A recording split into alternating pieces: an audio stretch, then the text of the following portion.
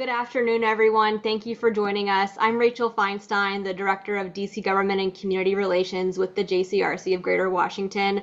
I'm thrilled so many of you have signed up to join this webinar today to hear from Gary Goodweather, local real estate and businessman running for mayor of DC, the District of Columbia. So thank you, Gary, for making the time in your schedule to speak with us today. I know you have a lot on your plate and just coming off of the debate last night. There's a lot going on in the mayoral race today and this week. So thank you for taking the time to join us. Before we begin, I'll provide a few disclaimers and logistics for today's webinar. The JCRC is a 501c3 tax-exempt organization, which means we do not endorse candidates. We utilize objective criteria in every election to determine who can participate in our candidate forums to maintain our nonprofit status. The mayoral candidates we are speaking with this week will be on the ballot, and they have raised at least 15% of the amount raised in the current election cycle by the campaign of the candidate in the same race, which has raised the most funds. The conversation today will be moderated by Alan Korn, JCRC board member, co-chair of JCRC's DC committee, and a longtime DC and Ward 4 resident. The format is as follows. Alan will ask 9 questions of the candidate, Gary Goodweather, who will have 3 minutes to respond to each question. But of course, there's no need to take up the full 3 minutes if you feel so. A timer will be displayed on the screen. We will then turn to audience submitted questions.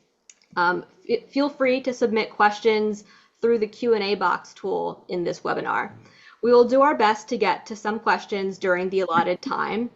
And then following audience Q&A, Gary will have 2 minutes to provide closing remarks. So with that, Alan, I'll turn it over to you. Thanks, Rachel. Gary, good to see you again. Good to see you. If I can, as moderator, just a point of personal privilege. The courage it takes to throw your hat in the ring and the courage it takes to run for office, we recognize very much. And we really appreciate you taking the time to talk to our constituency, especially since the primary is, 2+ weeks away or a little bit more than that. We know your time is valuable, and especially getting close to the primary like it is. And we recognize that you've taken the time out to do this forum with us. So please know we recognize and appreciate it very much. I appreciate it, and I gotta say, and thank you incredibly much for giving me this opportunity. And I gotta give a shout out to Rachel. She is just and Ron. They are just doing an outstanding job. So I appreciate it. I appreciate what you all do. At least we know we'll agree on at least one thing. That's Rachel and how good of a job she it strikes us, the first question is probably one that's not going to surprise you, but it strikes us that those that do throw their hat in the ring, especially for an executive position, President of the United States, governor of a state, mayor in a big or small city, it seems historically and traditionally that the first question you always ask a candidate is, why do you want to be mayor? And I would add just a little sub question under that is, what do you think distinguishes you from the other candidates in the race? Off you go. Let's get started with our conversation. So since I've got 3 minutes, I can go a little bit deeper. And I number one is I am running to create a city that is affordable and safe for everyone. I actually started studying this campaign over 3 years ago now, and have been running for 15 months. I've spent the past 30 years, in addition to time and active duty in the Army. I was and spent some time in the National Guard. I was made it to the rank of captain before I was honorably discharged. And I spent the past 30 years here in the city in business, in real estate and operations. I earned a MBA in finance at Johns Hopkins University while working during the day, and represented tenants and universities and nonprofits furthering their mission, and have developed housing throughout the city. I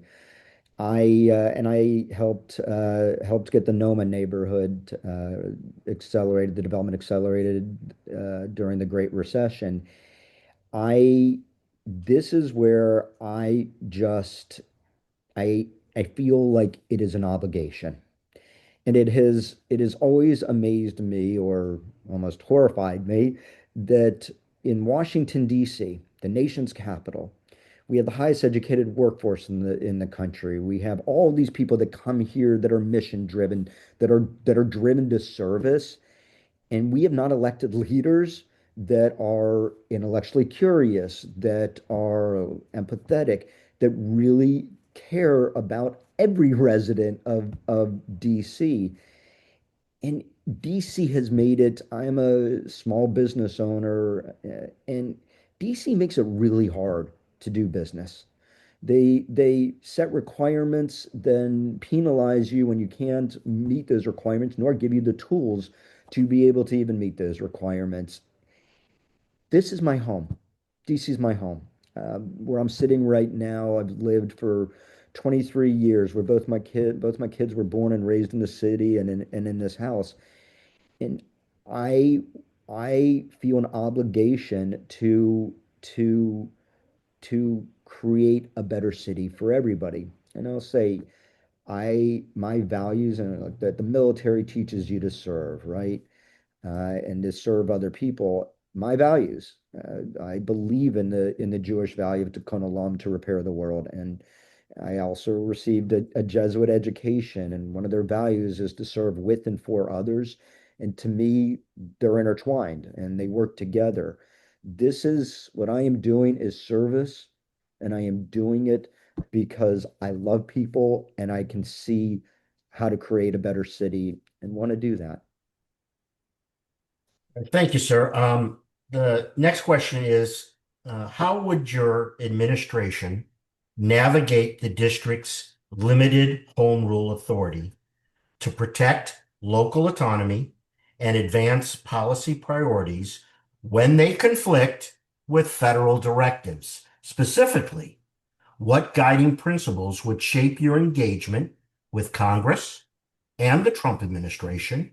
And where would you draw the line between strategic compromise and firm resistance to federal interference? I, Certainly topical. yeah, I mean, look, in terms of lines, there is a hard line when it comes to protecting DC residents, when it comes to protecting the rights of DC residents, the lives of DC residents. It is that is going to be my responsibility as mayor, regardless of how a resident got here or their status.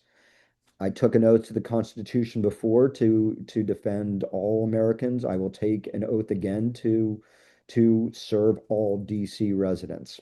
How am I going to specifically do that? Number one is that and when Trump first nationalized the guard, federalized the guard, and then tried to take over our police department, and this is what, a year ago now, I put out a statement. Make no mistake about it, that Trump did this. He activated the guard and did this.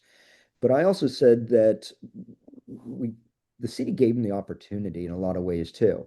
We didn't address chronic homelessness, systemic crime. Our city, and in large part because of the leaders we have elected, has become I've watched this real time where we have become even more divided as a city. We've been divided socioeconomically, racially, physically. So one of the main things that I have to be very, very cognizant of is our budget. There's seven deadly sins under the Home Rule Act that if we breach any of them, then a financial control board automatically comes back. Trump can appoint the overseers, and we can continue to, and we'll lose even more rights.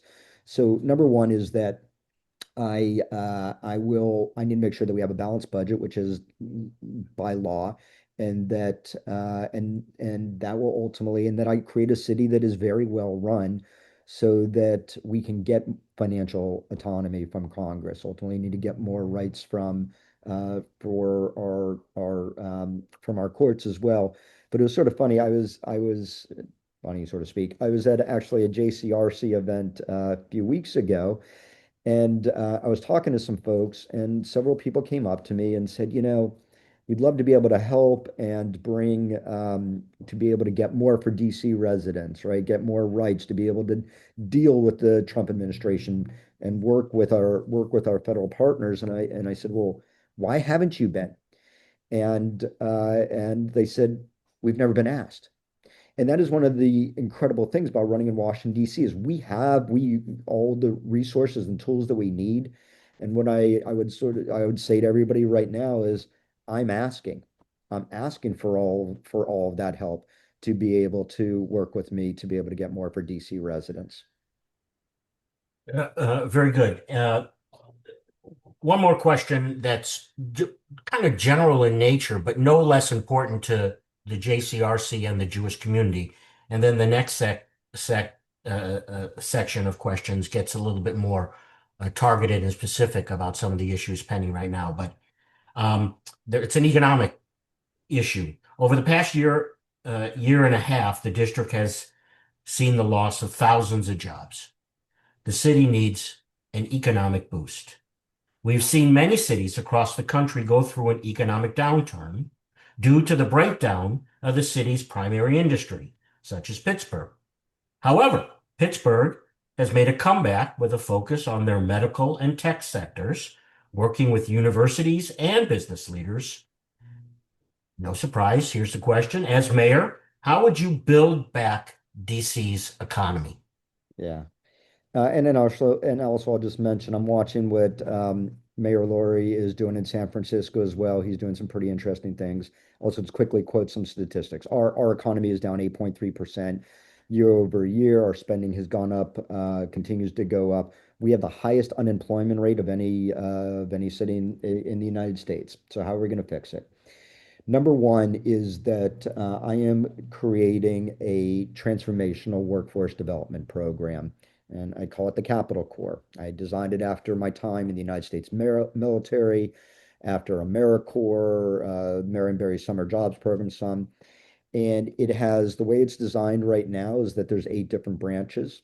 There's a youth track, an adult track, a returning citizens track, and this will give DC residents the opportunity to receive the education, the training, the retraining as necessary to be able to, and the connections while you're in the program, the connections for the jobs that we need as a city. So, so that will be the sort of the driver, the foundation of how we do it. Additionally, is that I am proposing free transit and free Metro Rail for DC residents, and can talk about how we're going to fund it. But ultimately, this is an economic driver, and it will ensure that new businesses can start, that dollars are being spent throughout our entire city, and dollars that by putting money back in DC residents' pockets are being spent here in the city. Number three is that DC makes it hard to do business. We are going to be a city of yes. I'm going to completely revamp the Department of Buildings and the Department of Professional License and Compliance.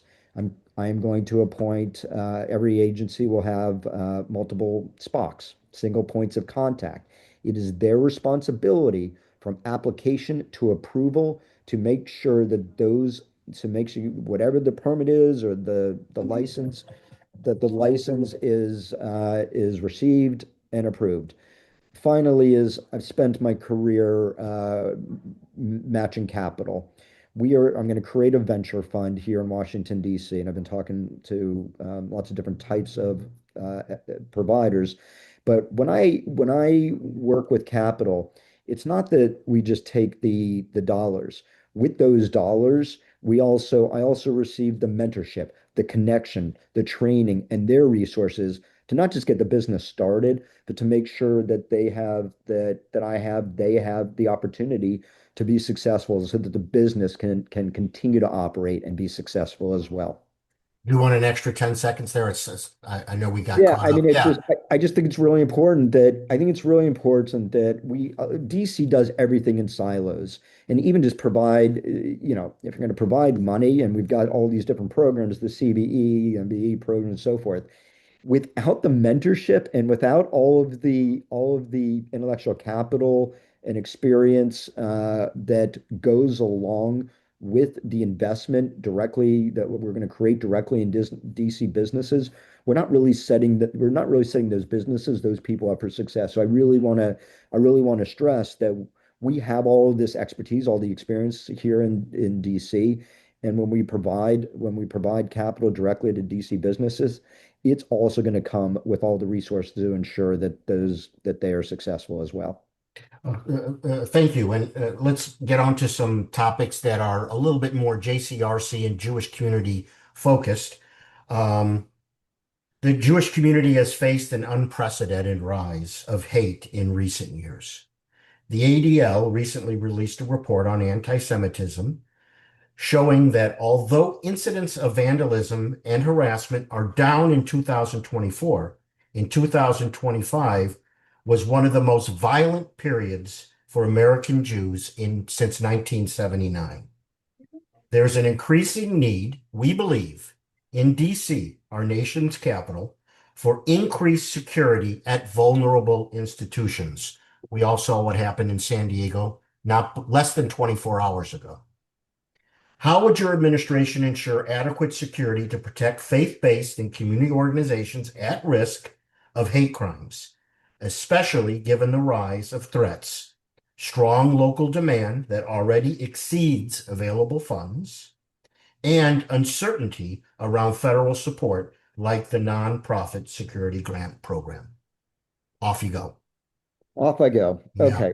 And I want to start by saying, sort of reiterating that my job is to protect every DC resident. That is one of the main roles of the mayor. Number two is the funding. And I was talking to Rabbi Shankman a few weeks ago about it, and I just got to say, and I'm talking to Rabbi Alexander, and the fear is palpable because it's real. It is happening. Obviously, we had the murder of two two people in front of the Capitol Jewish Museum here. The way that I'm going to address it is number one is with funding. I'm going to ensure that DC government provides enough funding directly to protect the Jewish community, as well as work with our federal partners to receive all the dollars, every dollar that is necessary. And this is also where I am asking for private money as well to be able to supplement, to be able to keep the Jewish community safe, to keep the Jewish community safe. There are a lot of great organizations that are providing um, dollars and intellectual capital and security to it. Um, and Robert Kraft is I will go to I'm going to go to Robert Kraft and ask for dollars to be able to protect the Jewish community, and fight anti-Semitism, which goes to what a major point that I want to make, which is education, education, education, education. I will tell you all that during this campaign, I've been in every part of the city. And as I have tried to build bridges, by leading by example and showing that I care and showing that my by my actions, I have people telling me that, well, they have people telling me, well, they can't be friends with a Jew, or that everything I have experienced now, every trope that has been told about Jews, we have to we have to not just educate by putting information out there.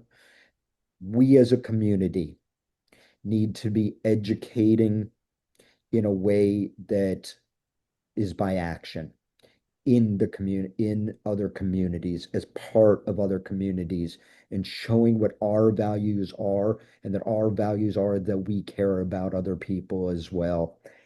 And I'm out of time. That's all right. We've got another bite at this apple. So Okay, all right. yeah. You mentioned something, just if I can, just another moment of personal privilege. You said the fear is real. I'll mention to you, Gary, speaking on my behalf, but I think many others. I'm a member of a temple here. I've been a member of a temple here since 1994. And for the first time ever over the past couple of years, when I take my family to Shabbat services or any event at my temple, I'm cognizant and I look where the exits are. And that's Right. never happened to me before. And I think that's proof positive about the concept out there that you said, the fear is real. I'll let you respond to that and then we can get on to our next question Yeah. within this realm. The 2 days after I met with Rabbi Shankman at Washington Hebrew, which we just joined, which again, and we were talking about this and then how palpable it was, and she was stating it, 2 days later were the attacks in Toronto. So it's real. Many targeted groups currently have designated liaisons with the MPD and the mayor's office, but the Jewish community does not, despite experiencing the highest number of hate crime incidents in DC, according to MPD data. How would you structure and staff your administration to prevent and respond to anti-Semitism, including offices, reporting lines, interagency coordination, community advisory mechanisms, data tracking, and even to the extent accountability once there's been an incident? How would you structure your team to strengthen the relationship with the Jewish community and to combat Yeah, and symmetry? look, I don't want to make this clear as ultimately, the safety of the Jewish community, the safety of DC residents, is my responsibility, and I need to be held accountable for that. And the way that I structure that is by putting in to every agency, including the chief of police, a subject matter expert and someone that is mission driven, that understands that the mission is to protect and serve DC residents, protect and serve the Jewish community, and that they are held accountable as well. In the United States military, we have real accountability. I want to address each one of them. I'm going to create an office inclusion in my administration, and part of what I'm going to do is raise the office of the ANC from under council to under my office, so that I have a direct line of communications directly to residents.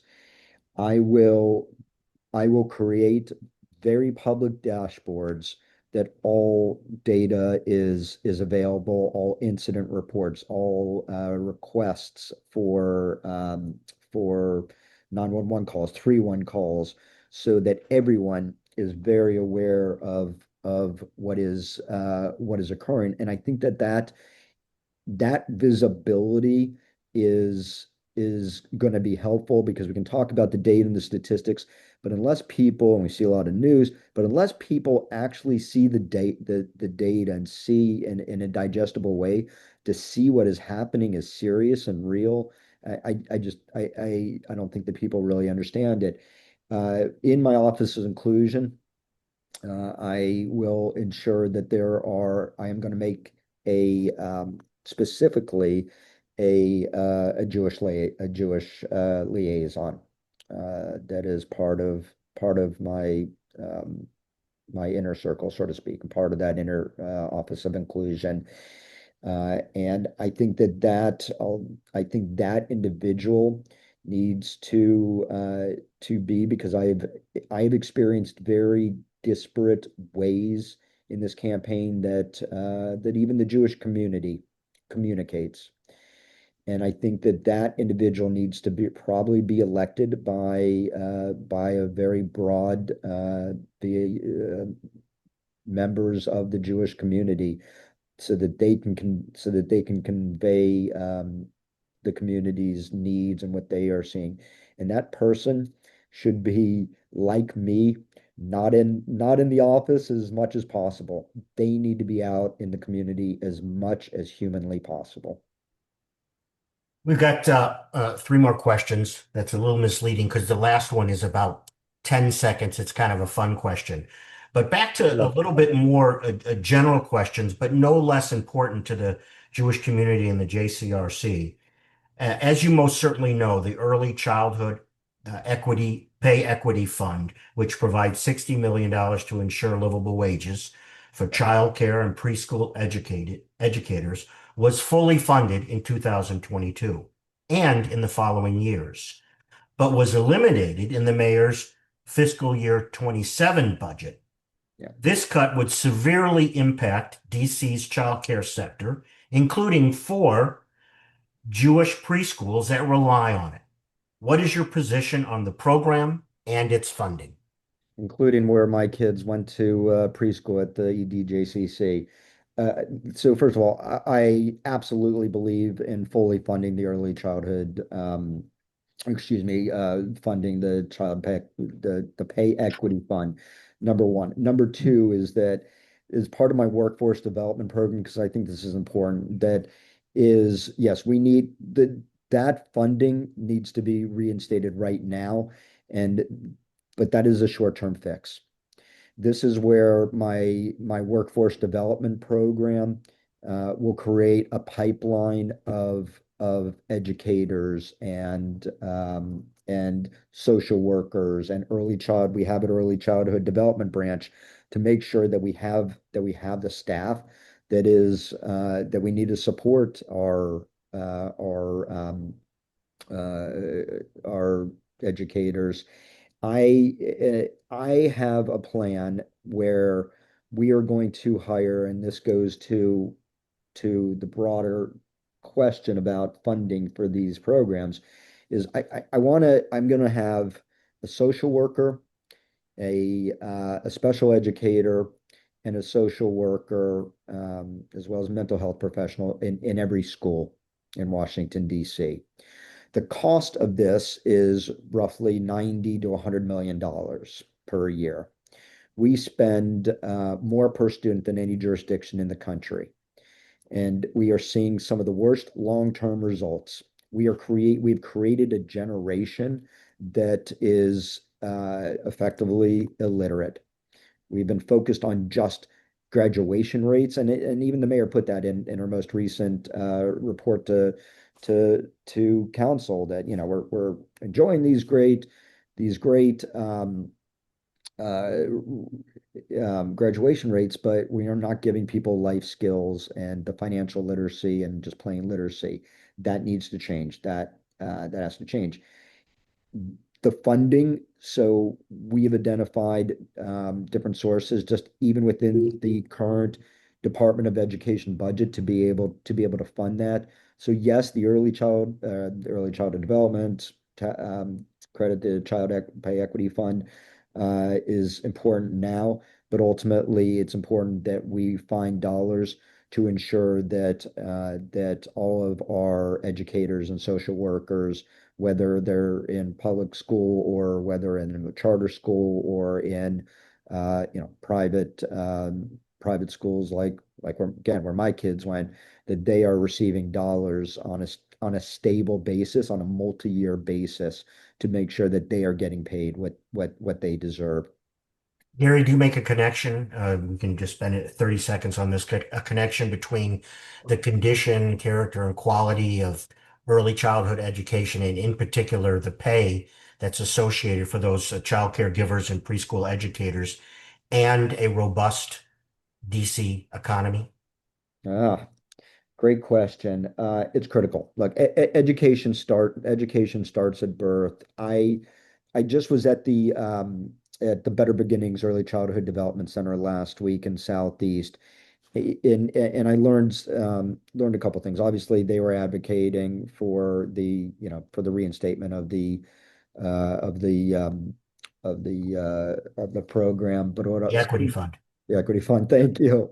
But what I also learned and is that there's this reimbursement, an incentive for schools like Better Beginnings to be better schools, and that reimbursement fund has been just completely taken away as well. So the dollars to be able to improve our schools and to be able to provide incentives to the educators themselves to be able to advance their careers and become better educators has been taken care of or has been removed. The correlation, the connection, the research is undeniable. The earlier the intervention that we can have with children is critical for lifelong success, and it's one of the reasons why I say a lot that we are going to ensure that every child reads by third grade, that we are going to institute the science of reading across DC, and 16% of the 100,000 DC students have an ILP, IEP learning plan in DC. We're spending, talk about just allocation of dollars for most of those. We spend $100,000 per student for outside help. That's why, from a pure cost standpoint and for an effective results for our children, we need to be able to hire those more internally so that we are addressing issues earlier, we're having earlier interventions, and from a cost standpoint, it makes a lot of sense because again, the earlier we can have interventions and address our children's needs, the much greater the long-term outcomes. Thank you, sir. We have, one, two more questions. The second one, like I I'm said, loving this. I enjoy talking about this yeah, stuff. yeah. I'm sure you could do it for much longer than the 45 minutes allotted for the forum. But um, Jewish tradition recognizes the importance of the home as a sacred place. Affordable, accessible, and safe housing is therefore a very important social justice issue for the DC Jewish community.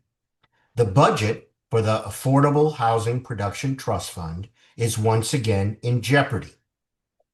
Any reductions to this program will reduce the city's ability to support and build affordable housing options, including the vital work of our synagogues and interfaith partners. The Affordable Housing Production Trust Fund faces a proposed cut from 100 million to 50 million. Where do you stand on this reduction? And how would your administration ensure access to affordable housing? Great question.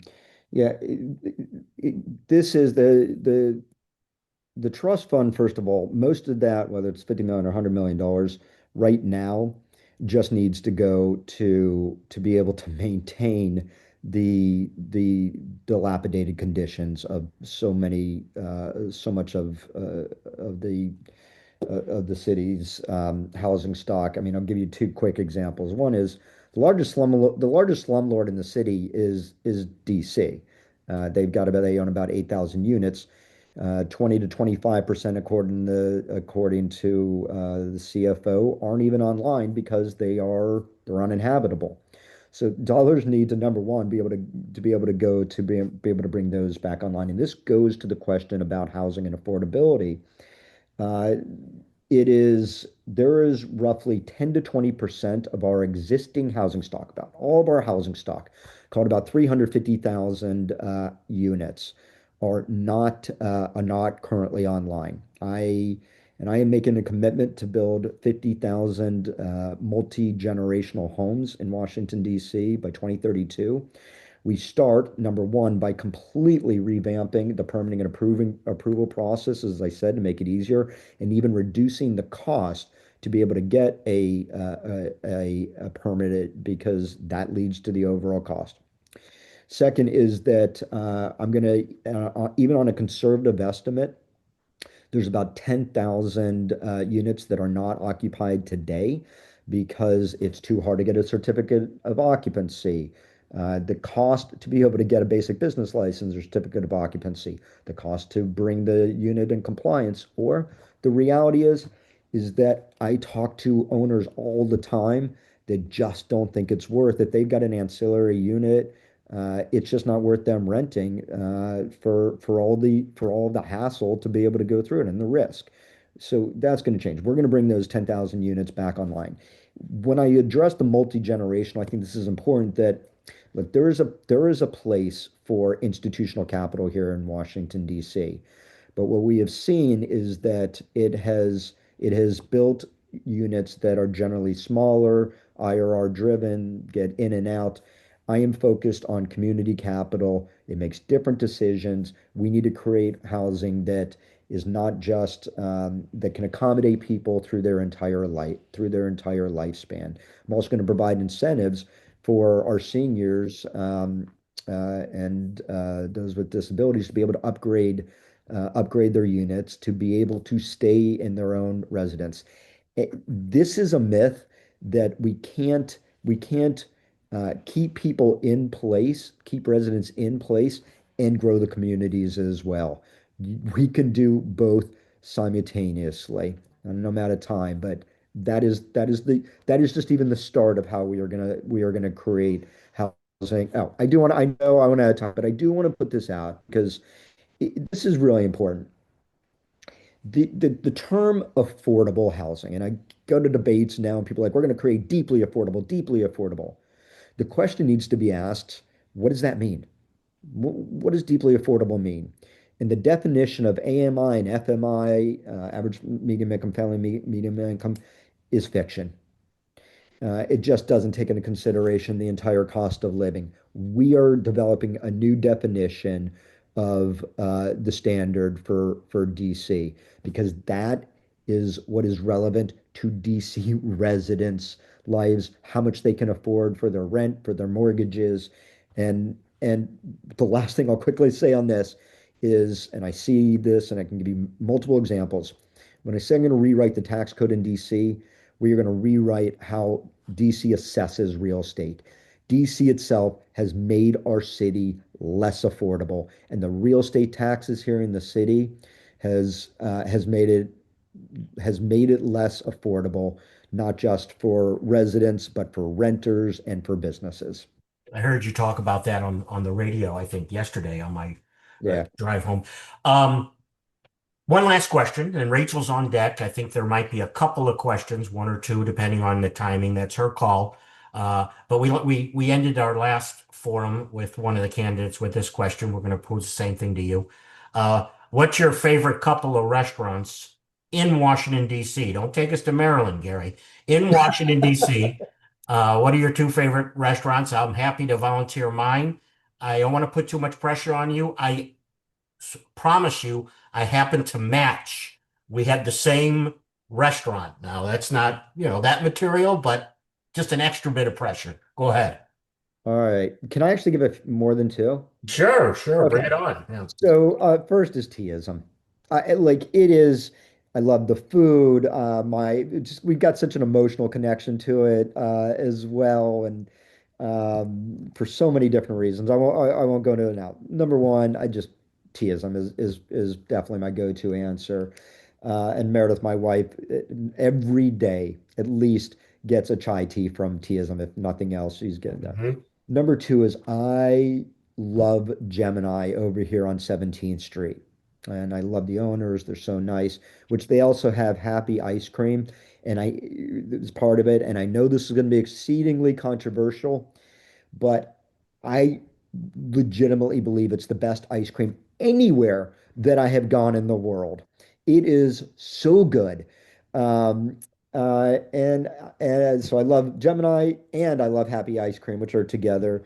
Third is that I celebrated my 30th birthday there, my 40th birthday, and I honestly haven't been in a while. But God, I've always loved Blue Duck Tavern. Yeah. I think it's great. Just to close the loop and for the record, I have lots of favorite restaurants in DC. It's wonderful what's happened. I like the Hitching Post.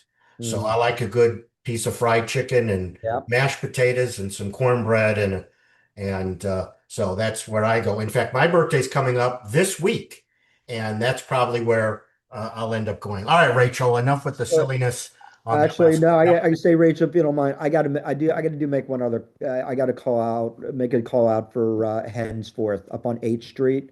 Mike Spinello, the owner, is a combat vet. He is a good guy. The food is great, and he makes his own beer there. It's awesome. Please support Henceforth. Very good. Thanks, Rachel. Nice. Sorry about that. Love it. No worries. We'll jump right in. I'll leave my favorite restaurants a mystery, although I do like the Betsy over by Eastern Market. Mhm. But we'll jump right in. Depending on how much time we take, get one or two questions in here. So, first off, what is your position on juvenile curfews for DC? Mm. My position is that they are a failure of the system.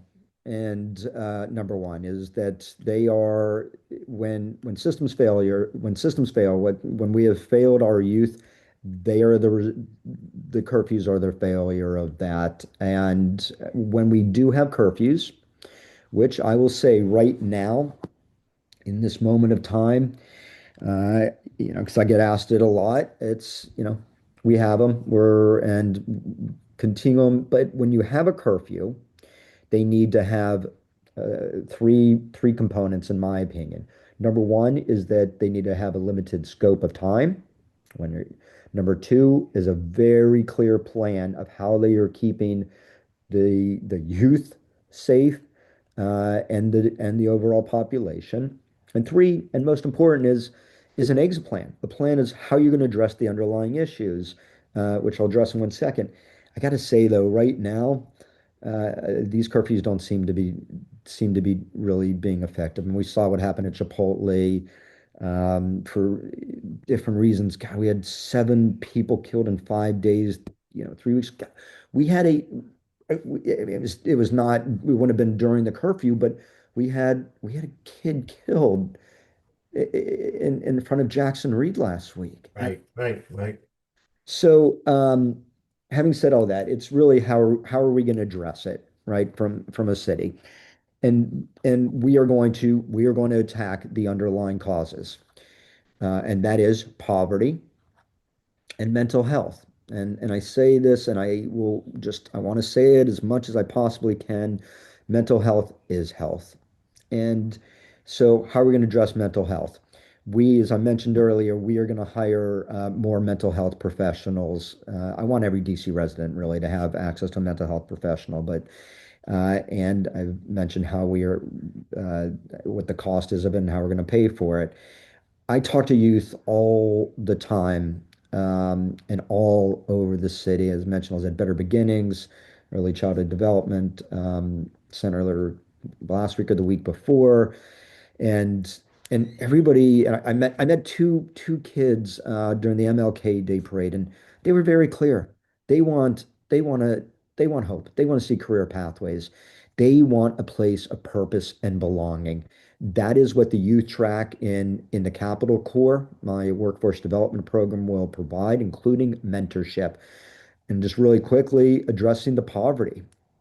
It is Poverty has become generational here in DC. That has to stop. We are going to invest directly in residents. As mentioned, we're going to have Fare Free DC so that we can start putting money back in DC residents' pockets, and for our youth to be able to go to the centers and the places of purpose and belonging freely, so that we are not criminalizing behavior. And I said this last night. I This is now, the question was asked last night during the forum of whose responsibility is this? Is it the mayor's? Is it the police or whatever? And I want to get this across to everybody. This is the community's responsibility. This is all of our responsibility to take care of our youth. I am creating a city together. We are going to create a city where communities are serving communities, where communities are serving other communities. It is all of our responsibility to take part to make sure that every DC resident is can succeed, and including our youth. Great. Thanks, Gary. And with that, we don't have time for any further questions, but I'll give you 2 minutes for any closing remarks, and then we'll start to close it out and provide some additional resources at the end. Uh, I just want to convey to everybody that I am doing this. I am running because I love this city and that I see our city in need and I want to serve. I want to serve you. I want to serve. I believe in service. I'm a third generation veteran. Both my kids are in ROTC. Service is an integral part of in my belief the human experience, and it is also how we are all going to succeed as a city. And with this group, I'm going to quickly geek out for 1 second and say I believe in it so much that when you look at functional MRIs of people's brains to commit acts of service and do it on a regular basis, on a systematic basis, it actually changes the pathways in people's brains and makes them more empathetic. I think that's important. And I'll say I am vastly different than the other two leading candidates in this race. I am running for mayor because it is an executive job. It is the job where I can put out the most good, effectuate the most progress, the most change.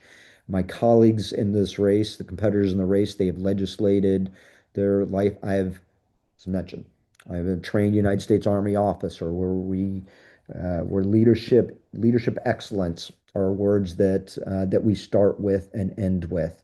I've spent 30 years in business, building in this city, working with every level of DC government to be able to ensure that stakeholders, whether that's neighbors who build housing with me, or our universities, or the nonprofits that I work with, uh, and I've worked with the legislative branch of council, worked with the office of the mayor, the CFO, to be able to ensure that the stakeholders succeed, all stakeholders succeed.